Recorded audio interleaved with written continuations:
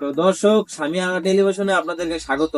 তো আমরা কোরবানি ঈদের পর থেকে দেখতেছি ছোট বড় সবার মুখে একটাই কথা, কে দিল পিরিতের বেড়া লিচুর বাগানে। তো তো আজকে এর পিছনে রহস্য কি, এটা জানার জন্য আমরা মানুষের কাছে জিজ্ঞাসা করবো যে আসলে এর পিছনে রহস্য কি। তো চলুন দর্শক, আমরা একটা ভাইয়ের সাথে কথা বলবো, চলুন।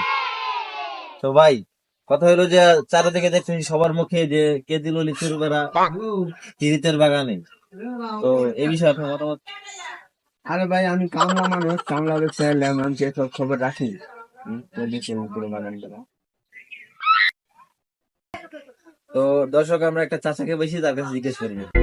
তো চাচা, আমরা দেখতেছি যে সবাই বলতেছে যে কে দিল পিরিতের বেড়া লিচুর বাগানে। তো এই বিষয়ে আপনি লিচুর বাগান মানে কালকে আমার কাছে লিচু ধরেছে, এই বিষয়ে তুমি জানো? না চাচা, আমার সরি, এখন একটা ছোট ভাইরে জিজ্ঞাবো যে আসলে এটা কারণ কি। তো ভাই, এই আমরা দেখতেছি যে লিচুর বাগানে পিরিতের বেড়া আসলে কে দিছে, তোমার কি মনে হয়? ভাই, বর্তমানে তো ডোনাল্ড ট্রাম্প খুব বার্গেটিং করতেছে, আমার মনে হয় ওই দিছে এইবার।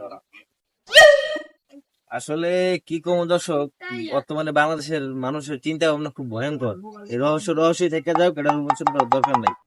যায়